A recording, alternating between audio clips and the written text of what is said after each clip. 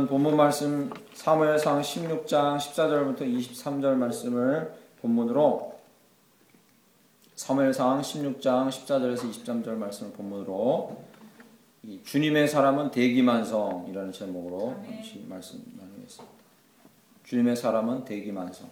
믿으십니까? 아멘. 아멘.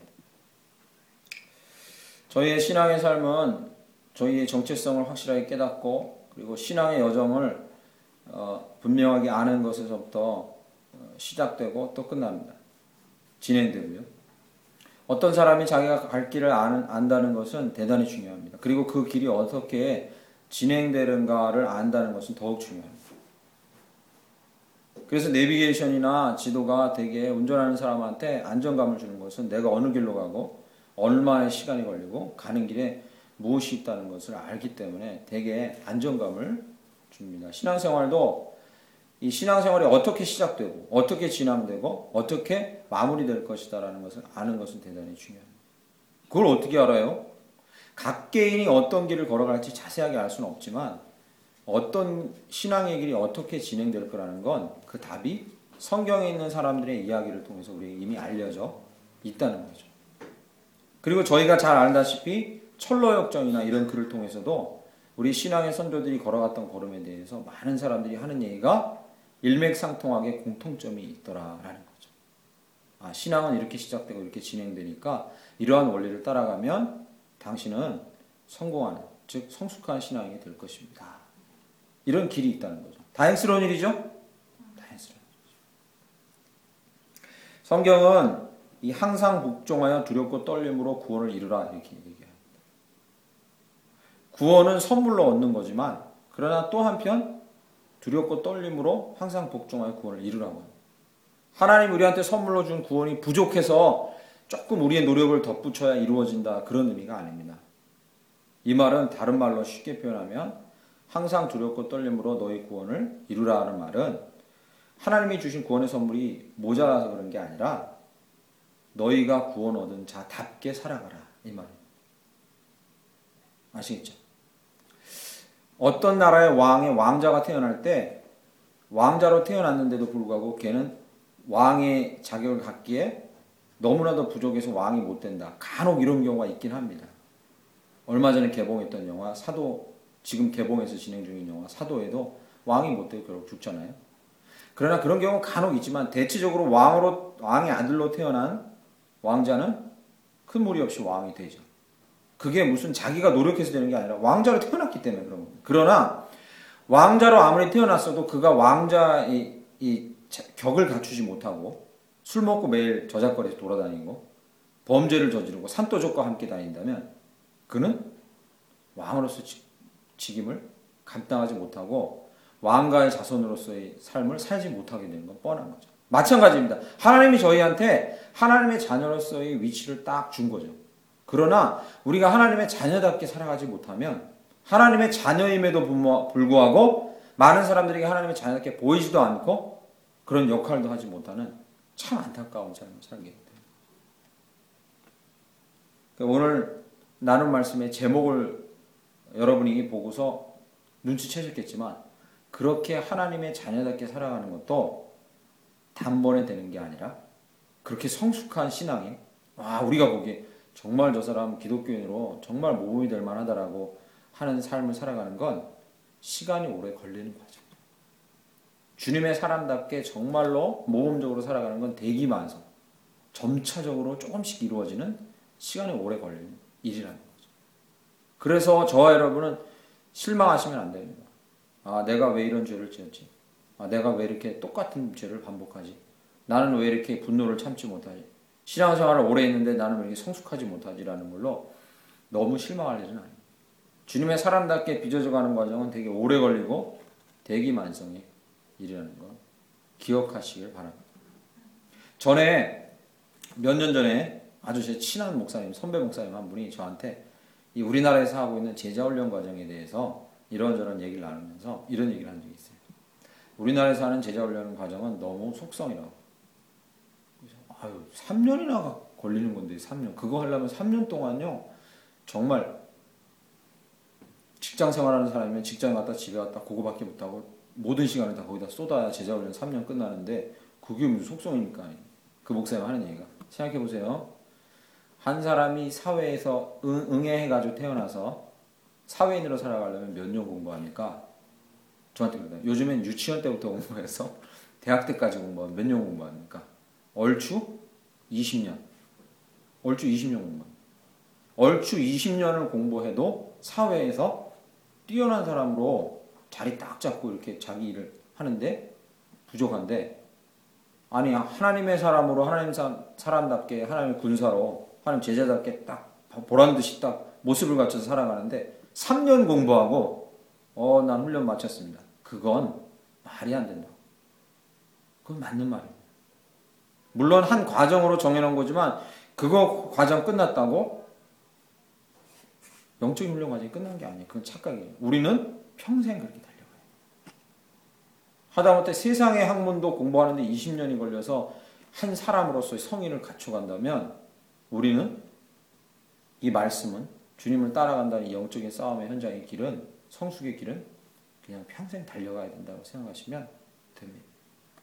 오늘 다윗의 이야기를 보면서 이렇게 대기만성의 길을 우리가 걸어가고 있는데, 그런데 그 앞에 설교 앞부분에도 얘기했듯이 그 길을 걸어가는데 어떻게 하면 조금씩 성숙해 갈 수 있는지 다윗을 보고 세 가지 원리를 찾아낼 수 있습니다. 주님의 사람은 대기만성. 할렐루야. 아멘. 주님의 사람은 대기만성. 할렐루야. 아멘. 그런데 거기에는 원리가 있다는 거죠. 그냥 아무렇게나 열심히만 하면 되는 게 아니라 이 다윗을 통해서 발견하는 세 가지 원리를 찾을 수 있습니다. 왜 다윗을 해필 모델로 삼았느냐? 우리가 첫 번째 통독한 인물이기도 하고, 그리고 성경에 하나님의 마음에 합한 자, 하나님의 마음을 시원케 한 자고 하나님의 마음을 합한 자고 많은 사람이 사모에 맞지 않는 신앙의 모델이기 때문에 살펴보기를 원하는 첫 번째 원리는 이것입니다. 우리가 주님의 사람으로 대기만성의 길을 걸어가기 위해서 첫 번째는 훈련. 이 훈련이 결코 온실이 아니라 광야에서 이루어진다는 사실을 잊지 말아야 돼요. 첫 번째 기억하십시오. 이 훈련이 온실이 아니라 광야에서 이루어진다는 사실을 결코 잊지 마십시오. 오늘 본문 말씀에요. 다윗은 누구에게 이끌려갑니까? 사울에게. 그렇죠? 사울에게 사울 앞에 다윗이 뽑혀갖고 간 이유는 뭡니까? 사울이 미치게 하는 영이 씌어서 그가 자꾸 발작을 일으키니까 그것을 차분하게 가라앉히려고 이 하프를 잘 타는, 수금을 잘 타는 다윗을 불러오지 않습니까? 그런데 다윗은 사울 앞에 서서 하프를 킬 때까지 그가 미치게 하는 영에 쓰였다는 걸 몰랐어요. 알았으면 경계했을 텐데 갑자기 날아온 창을 갑자기 피하잖아요. 그죠? 예측 못하고 있다 피합니다. 자기가 통제할 수 있는 상황이 아니었어요. 왕이 오라 하니까 가야죠. 어쩔 수 없이. 가게 됐고 그 앞에서, 사울 앞에서 심각한 위기를 겪게 됩니다. 2번이나 창에 찔려 죽을 뻔하죠. 하나님께서 이미 다윗을 사울 앞에 부르시기 전에 기름 부었어요. 다윗에게. 아시죠? 누구를 통해서? 사무엘을 통해서. 너는 이스라엘의 왕이 될 것이라고 기름 부었어요. 기름 붓고 나서 이루어진 상황이에요. 그러나 결코 저희는 착각해서는 안 된다는 거죠. 다윗에게 왕이 될 거라고 기름 붓고 나서 그를 왕의 학교로 초대한 게 아니에요. 실제로 왕의 학교도 있습니다. 왕의 왕자가 나오면 그들을 왕으로 키우기 위해서 궁궐에서 왕의 훈련 코스를 거치죠. 엄청 많은 것을 배우고 칼 쓰는 거 훈련 다 합니다. 근데 다윗은 그런 걸 받아본 적이 없어요. 다윗이 왕으로 세워질 거라는 기름 부음 받고 그가 초대된 자리는 자기를 창으로 죽이려 하는 미친놈 앞이에요. 그게 광야라는 거야. 광야가 꼭 사막에만 광야가 아니라 아주 위험하고 자기 의지대로 가고 싶진 않았지만 와있지만 자기의 위험이 있는 그 자리인 거죠. 오늘 본문 말씀에 이제 지나서 사울의 총애를 입고 다윗이 또 한 번 심각한 광야의 길에 들어서게 되는데 한동안은 잘 나갔어요. 사울이 다윗을 총애해주고, 그죠? 그런데 이 잠시 다시 고향으로 내려가서 양들을 돌보고 있다가 국가에 심각한 위험이 처했다는 것을 알고 달려갑니다. 그 자리가 어디입니까? 골리앗 앞이었던 거죠. 거기도요, 자기가 의지대로 간 게 아니에요. 뭐하러? 아버지가 먹을 거 좀 형들한테 갖다 주라. 전장터에 나가 있는 사람은 형들한테 특식을 좀 갖다 주라 해서 그거 가지고 갔다가 우연히 그냥 맞닥뜨리는 거예요. 자기가 우연히 그것이 훈련의 장소라고 선택한 게 아니에요. 자기가 살다가 그냥 살다 보니까 그 길로 간 거예요. 근데 거기가 심각한 광야였던 거죠. 어떤 광야? 자기의 힘으로는 도저히 뛰어넘을 수 없는 거대한 골리앗이 있었다. 하나님은 다윗을 자꾸 이 왕의 학교로 이끌어서 그를 탁월한 훈련을 시킨 게 아니에요. 그를 광야로 잡고 내모셨어요. 첫 번째 광야는 어디였습니까? 야, 난 왕에게 총애를 받는구나 하고 내가 괜찮은 위치에 앉았구나 하는데 믿을 만한 사람 앞에서 갑자기 창 맞을 위기에 처한 거예요. 우리는 그럴 수 있습니다. 아, 내가 이 정도로 하면 잘 되겠구나 하는데 갑자기 누군가로부터 배신당해서 광야와 같은 삶을 살 수도 있습니다. 그런 시기를 보낼 수도 있어요. 또요, 야, 이건 도저히 내 힘으로는 뛰어넘을 수 없겠다라는 종류의 사람들이나 상황을 만날 수가 있어요. 다윗은 광야 앞에 그렇게 계속해서 인도함 같습니다. 그뿐만이 아닙니다. 다윗이 나중에 심지어 누구에게 쫓겨가서 성경 통독하면서 배우셨죠? 누구에게 쫓겨가서? 친아들에게 쫓겨가서 광야로 쫓겨가. 그 마음이 얼마나 처참하겠습니까? 자기가 그렇게 사랑했던 아들 압살롬에게 쫓겨가서 광야로 내몰린 다윗의 모습을 상상해 보십시오. 그러나 그 자리가 다윗에게는 왕이 되기 위한 또는 왕이 됐으나 더 훌륭한 왕이 되기 위한 하나님이 보내신 자리였다는 사실이죠. 광야에서 다윗은 모욕당했습니다. 실제로 모욕당했습니다. 광야로 가는데 돌에 맞을 뻔했죠. 그죠? 시므이가 돌 던지죠. 광야에서 모욕도 당했습니다. 광야에서 먹을 것이 없어 굶주리기도 했습니다. 광야에서 누울 곳이 없어서 돌 베고 자기도 했습니다. 그러나 단언컨대 다윗을 왕으로 만든 왕의 학교는 바로 온실이 아니라 광야였다는 사실을 우리가 잊지 말아야 합니다. 할렐루야. 아멘. 지난 수요일날 저희가 함께 나눈 대로 이런 고난이나 광야를 일부러 달라고 절대 기도하면 안 돼요. 그럴 필요는 없어요. 하나님 저를 강하게 만들기 위해서 고난을 주세요. 광야를 주세요. 이렇게 할 필요 없어요. 자동으로 그렇게 돼요. 하나님이 사랑하시는 백성은 자동으로 그렇게 돼요. 그걸 일부러 달라고 할 필요는 없어요. 그러나 그 상황에 처했을 때 거기가 나를 왕으로, 왕 같은 제사장으로 훈련시킬 자리라는 것을 우리가 잊지 말아야 한다는 사실. 할렐루야. 그래서 요즘 성도로 사는 사람들이 한창 잘 나가고 유명하고 책도 쓰든가 아니면 사람들 앞에서 인정을 받든가 발표를 잘해서 인정을 받든가 사람들 앞에서 하나님의 사람으로 공부를 열심히 해서 좋은 대학 가서 인정을 받든가 그럴 때 그가 진짜 왕 같은 제사장으로서의 면모가 드러나는 게 아니라 매일 똑같이 드리나 반복적으로 드리나 나에게 특별한 감흥이 없는 예배 자리에서 그가 진짜 왕 같은 제사장인지 그것이 결정돼요.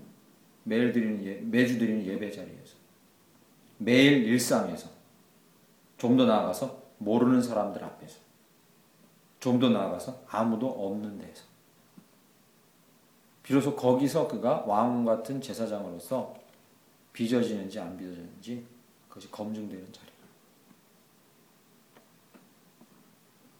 광야가 만든 사람들이 누굽니까? 모세. 그죠? 광야가 만든 사람 모세. 광야가 만든 사람이 누굽니까? 세례요한. 오단 입고 낙타 털어 걸치고 석청 먹고 메뚜기 먹고 이런.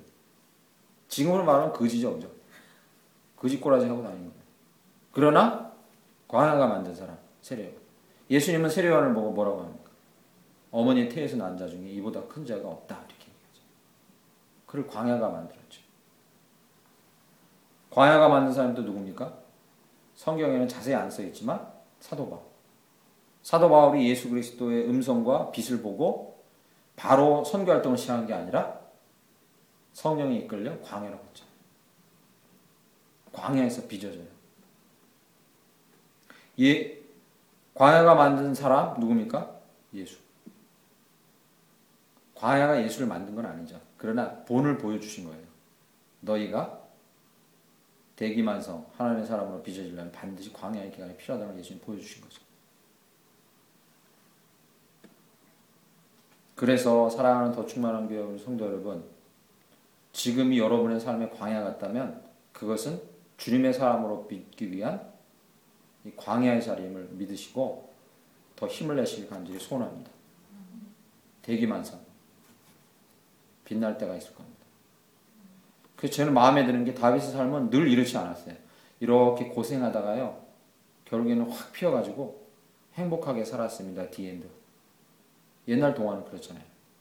그러나 참 하나님의 말씀은 우리의 현실과 너무 맞아떨어지는 게 광야의 길을 거치다가 하나님이 또 높여주셔서 거기서 하나님의 뜻을 이루고 하나님 나라 확장에 살다가 그가 또 마음에 나태함이 들어오거나 교만하면 그를 또 광야로 이끌어주세요. 그러면 또 그 광야를 거치다가 다시 또 하나님이 높여주세요. 이게 이제 이렇게 굴곡이 있어요. 이렇게. 그게 정상적인 삶이죠. 그게 정상적인 삶이죠. 두 번째, 하나님은 우리를 왕같은 제사장을 삼으시고 성숙하기 위해 훈련시키시는 두 번째 기억해야 될 것은 그 과정에서 우리는 성화된 도구를 갖고 있어야 된다. 뭐라고요? 두 번째, 성화된 도구를 가지고 있어야 된다. 꼭 기억하셔야 됩니다. 성화된 도구를 가지고 있어야 된다. 사울 앞에 섰을 때 오늘 본문 말씀에서 사울 앞에 섰을 때 다윗이 갖고 있었던 이 도구는 무엇입니까? 하프, 수금. 그런데 왜 앞에다 성화된 도구라고 이름을 붙였냐면 이 다윗이 타던 수금, 하프는 그냥 당시에 목동들이 하던 그 하프 그거였어요. 뭐 특별한 게 아니었습니다. 옛날에 그리스 신화 이런 데서 나오는 뭐 이렇게 하프 키면은 뭐 사람들 우르르 쓰러지고 막 이렇게 아니면 정신 이상해지는 그런 하프가 아니었어요. 일반적인 그냥 목동들이 양칠 때 가장 흔하게 하는 하프였어요. 가장 흔한 취미. 그냥 일반적이고 보편적인 거였습니다. 그런데 하나님께서는 악령이신 사울을 고치기 위해서 그 하프를 그리고 하프의 기술을 성스러운 일에 사용하세요. 악령을 쫓는 일에 사용하세요. 우리는 글을 잘 쓸 수도 있고 노래를 잘할 수도 있고 밥을 잘할 수도 있고 춤을 잘 출 수도 있고 어떤 것이든지 우리에게는 우리 일상의 주변에 있는 것들이 있습니다. 그걸 하나님을 위해서 드리면 그것이 성화된 도구가 되는 거예요. 할렐루야. 그래서 우리가 대기만성으로 빚어져 가는 과정에서 꼭 잊지 말아야 될 것은 그 과정에서 내가 광야에 있구나. 그래. 묻혀 살아야지. 조용히. 그러나 그 과정에서 꼭 해야 될 게 뭐냐면 우리의 갖고 있는 도구를 성화시킬 필요가 있습니다. 하나님께 드릴 필요가 있습니다. 골리앗을 만났을 때는 다윗의 손에 뭐가 있었습니까? 물맷돌. 물매 돌리는 거랑 돌. 이것도 목동의 가장 흔한 무기였어요. 양을 치다가 늑대나 곰이나 사자가 나타나면 쫓기 위한 무기 중에 하나였어요. 목동들이 가장 흔하게 쓰는 거였지 특별하게 공수된 게 아니었어요. 어디서 만들어서 온 게 아니란 말이죠. 가장 흔하게. 골리앗 앞에 갈 때도 그냥 그 가장 흔한 걸 쥐고 나와. 그죠? 그리고 그것으로 하나님 앞에 바치니까 하나님께서 그것을 성화시켜주신다. 우리는 광야길 가운데에 성화된 도구를 하나씩 갖고 있어야 합니다. 나만의 성화시킬 만한 나만의 도구가 무엇인지 알고 있어야 합니다.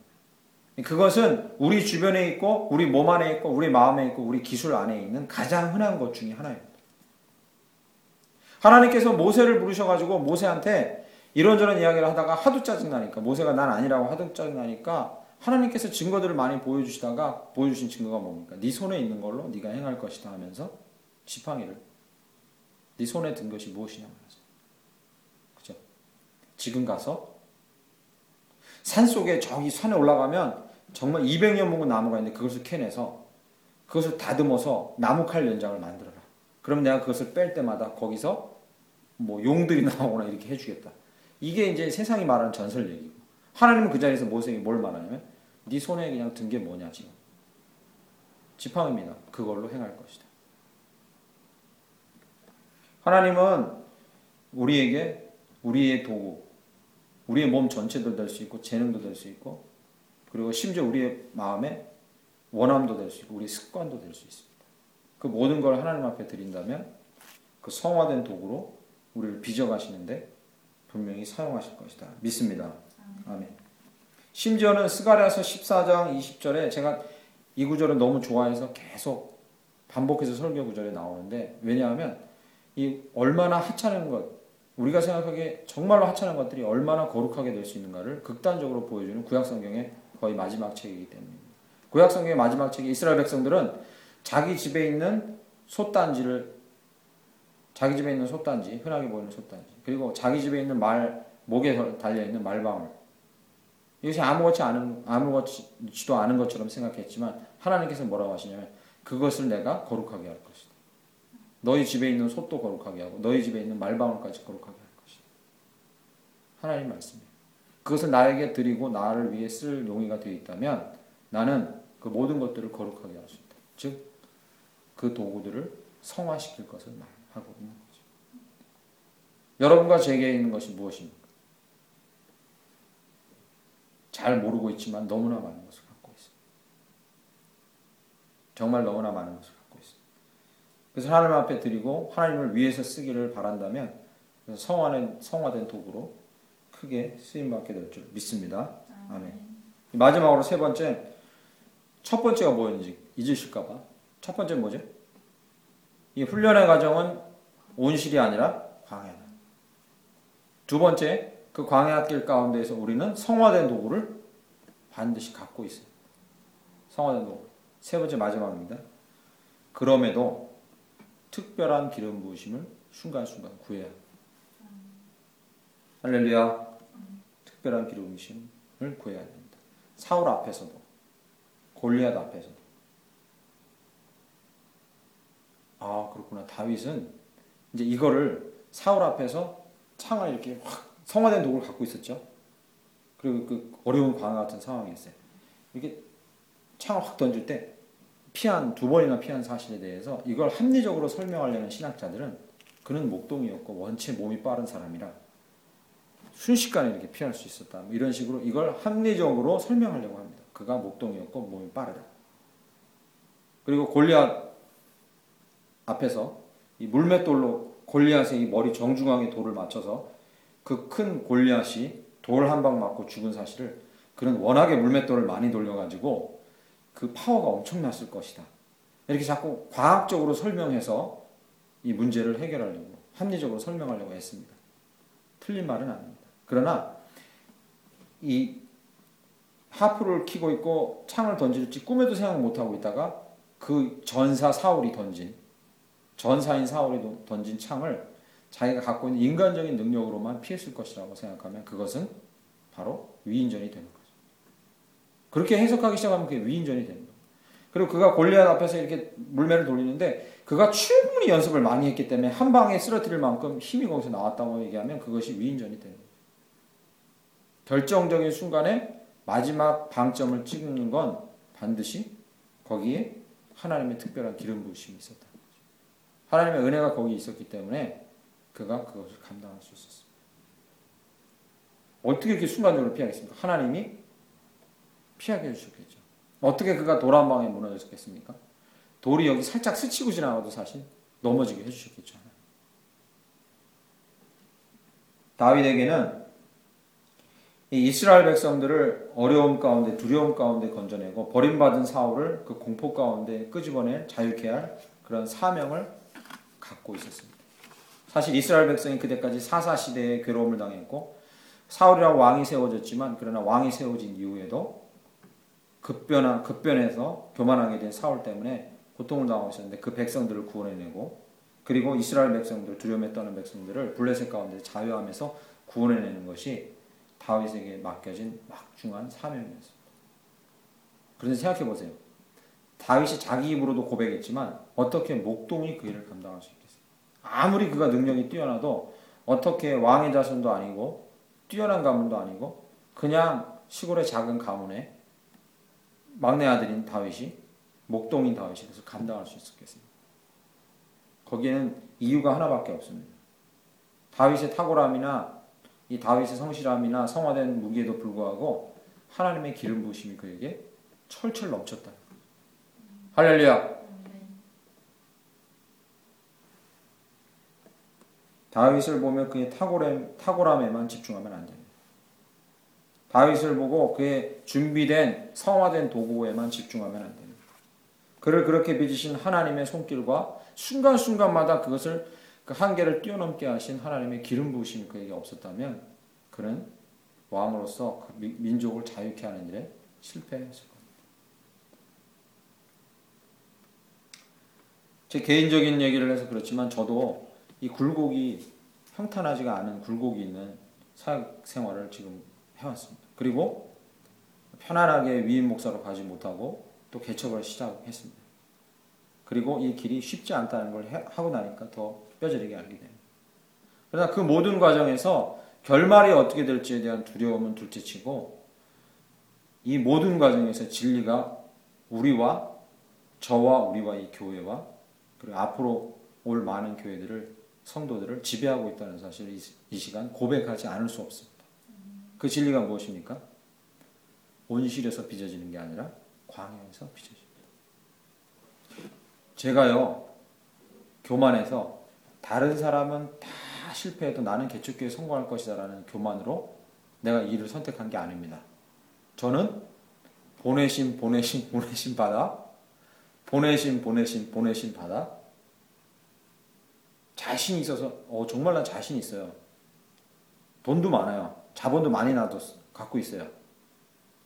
이래서 선택한 게 아닙니다. 다른 사람 다 실패해도 난 자본 많고 자신감 있으니까 실력이 있으니까 가능합니다 한 게 아닙니다. 하나님이 사울 앞에 다윗을 부르시고 골리앗 앞에 다윗을 부르실 때 다윗은 자기가 거기 적임자라고 생각해서 거기 간 게 아니듯이 저와 여러분도 저희가 적임자라고 생각해서 여기 와 있는 게 아닙니다. 하나님이 이리로 우리를 이끄시고 마치 목자가 양을 이렇게 톡톡 치면서 데려가듯이 우리를 이리로 이렇게 이끄셨다고 저는 믿습니다. 그렇다면 저는 또 하나 확신합니다. 이것이 우리의 광야라면 이것이 우리를 만들고 우리를 빚어가서 우리 가운데 하나님의 뜻을 이루기에 충분한 분량으로 우리를 이끄시고 또 뜻을 이루실 줄 믿습니다. 그러나 그때에도 우리는 준비해야 합니다. 계속 지금도. 고민하고 갈고 닦고 준비해야 합니다. 뭐를요? 우리가 드릴 것이 무엇인가? 우리의 재능이 무엇이고 우리의 마음의 원함이 무엇이고 우리 주변에 있는 것들이 무엇인지 계속해서 우리는 고민하고 그것들을 드리기에 힘써요. 저와 여러분은 무엇입니까? 그걸 드리기에 힘써야 합니다. 마지막으로 그렇게 고민하고 힘쓰는 와중에도 반드시 교만하지 않고 꼭 기억해야 할 것은 하나님의 기름 부으심이 없다면 이 일은 이루어지지 않는다는 사실을 깨닫고 하나님 앞에 기름 부으심을 달라고 끊임없이 매달려야 한다는 사실입니다. 이건 진리입니다. 광야를 거쳐오지 않은 자는 그리고 자기의 것이 무엇인지 진정 알지 못하는 자는 그리고 기름 부으심을 경험하지 못한 자는 하나님의 일을 제대로 할 수 없습니다. 하는 것처럼 보이기만 하지 하나님의 일을 제대로 할 수 없습니다. 이 코엘료라는 소설가 연금술사라는 소설을 쓴 소설가 있습니다. 근데 그의 홈페이지, 페이스북 홈페이지에 그가 자기가 여태까지 썼던 책을 그걸 어떻게 다 기억하나 좀 모르겠어요. 천재는 천재예요. 자기가 여태까지 썼던 소설이나 책들에서 삶의 10가지 원리를 그 책 안에 있는 구절들을 인용해서 뽑아와서 10가지를 적어놨어요. 그 어떻게 다 기억하나 몰라요. 그 안에 쓴 구절들을 자기가 적어놨겠죠. 그죠? 중요한 것들은. 근데 그 당신이 삶의 성공을 원한다면 이걸 잊지 마십시오. 10가지를 자기 페이스북에 적어놨어요. 많은 내용들이 있지만 그 중에서 마지막 내용이 뭔가 이게 중요해요. 마지막 내용이 딱 방점을 찍는 마지막 내용 이겁니다. 자기를 알지 못하고는 절대로 성공할 수 없다. 거기서부터 시작되는 겁니다. 그러니까 자기가 어느 단계에 와 있고 뭐를 원하고 그리고 무엇이 되기를 원하고 무엇이 가장 가치 있는지를 원하고 가치 있는지 생각하고 그걸 알지 못한다면 자기의 약점이 무엇이고 자기의 장점이 무엇이고 그것을 알지 못한다면 그는 결코 성공할 수 없을 것이다. 우리가 광야의 길을 가도록 하나님께서 우리를 광야로 이끄시는 건 우리를 보기 위함이고 거기서 우리를 갈고 닦기 위함이죠. 모든 게 풍족하고 모든 게 다 갖춰져 있고 원하기만 하면 모든 걸 얻을 수 있는 데서 어떻게 자기를 볼 수 있겠습니까? 그죠? 뭐든지 외부로부터 자기가 도움을 받는데 자기를 진심으로 자기 자아와 맞닥뜨리는 기회가 없죠. 그러나 부족함이 있고 괴로움이 있고 뛰어넘어야 될 것이 있으면 거기서 자꾸 자기를 보게 됩니다. 내가 뭘 고치면 뛰어넘을 수 있을까? 내가 하나님께 무엇을 구하면 이것을 뚫고 나갈 수 있을까? 내가 무엇을 버리면, 내가 무엇을 얻으면, 내가 무엇을 갈고 닦으면, 그리고 내가 무엇을 좀 더 우선순위에 두면 여기서 이 믿음의 길을 잘 걸어갈 수 있을까? 광야에서만 우리가 확인할 수 있고 고민할 수 있고 누릴 수 있는 은혜라는 거죠. 그러한 철저한 고민이 저도 아직 부족한데 광야 가운데에서 그렇게 빚어져 가셔서 오늘 제목처럼 대기만성 멀지 않은 날에 하나님께서 우리를 하나님의 귀한 사람들로 높여 쓰실 것을 믿습니다. 그 일을 위해서 지금 광야의 길을 주님 안에서 기름 부으심을 구하며 우리의 은사여 도구를 주께 올려드리며 달려가는 저와 여러분 되기를 간절히 축원합니다. 할렐루야. 아멘.